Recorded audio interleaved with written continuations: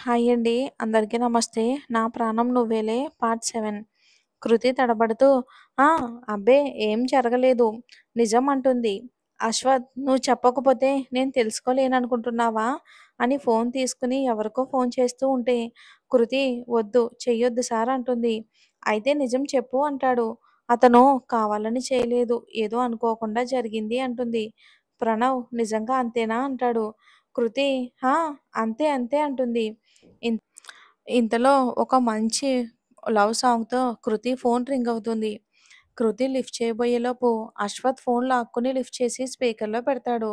కృతి స్క్రీన్‌పై నిషిత నేమ్ చూసి, ఇదా ఇంకా నితీష్ గాడేమోనని భయపడిపోయాను అనుకుని, చెప్పు నిషి ఏంటే కాల్ చేశావు అంటుంది. నేను ఎప్పుడూ ఫోన్ చేయనట్టు అలా కొత్తగా అడుగుతావేంటే అంటుంది నిషిత.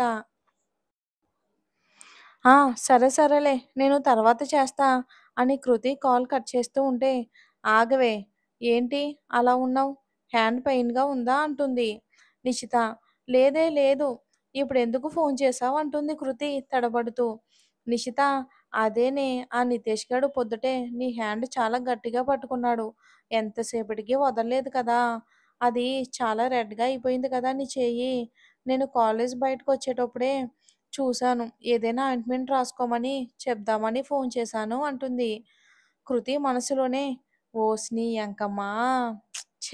ఏం టైమింగే నీది అని అశ్వథ్, ప్రణవ్ ఇద్దరి ఫేస్‌లను చూసి ఇంత కోపంగా ఉన్నారేంటి అనుకుని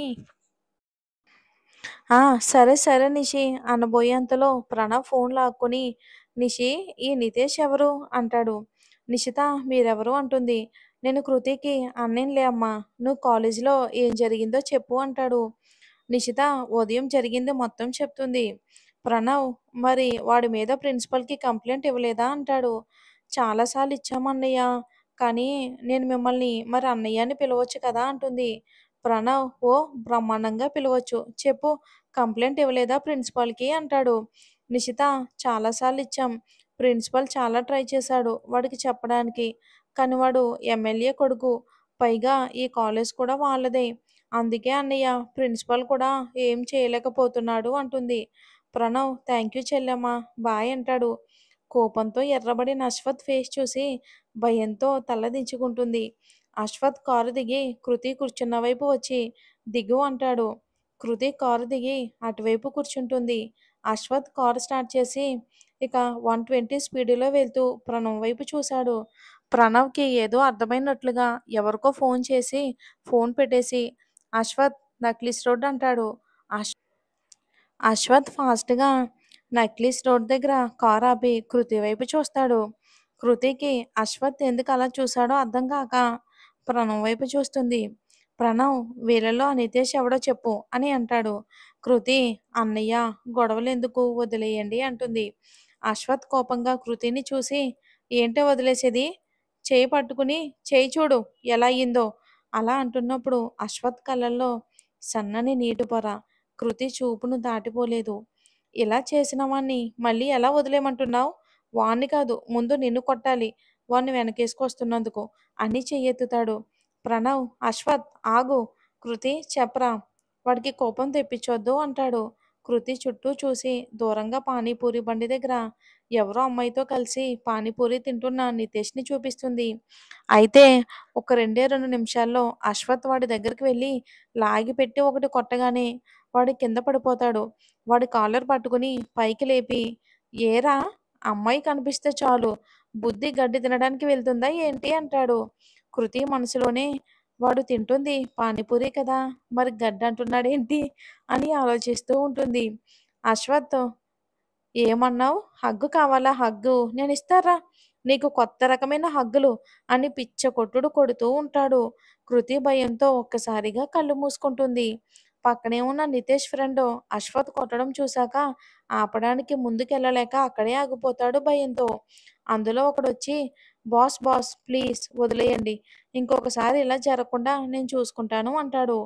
ప్రణవ్ వచ్చి నువ్వెవడురా? వాడు చెంచావా? అంటాడు.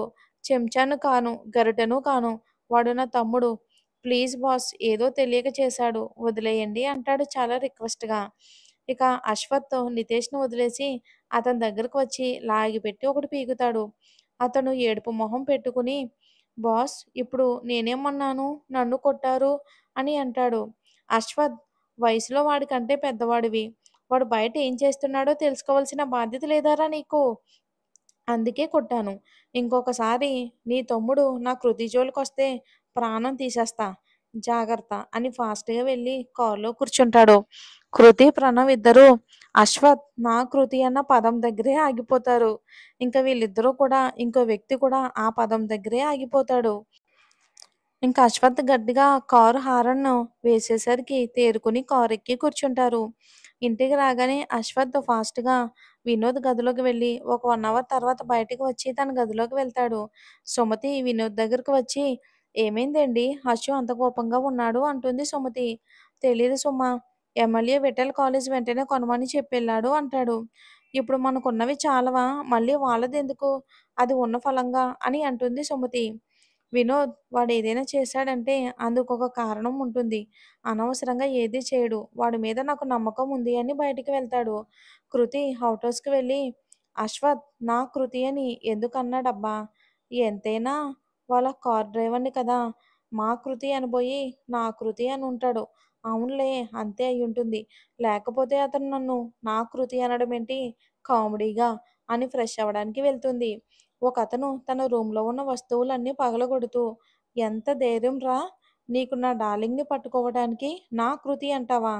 నిన్ను వదలనురా వదలను" అని గట్టిగా వస్తువులన్నీ పగలగొడుతూ ఉంటాడు రూమ్‌లోవి.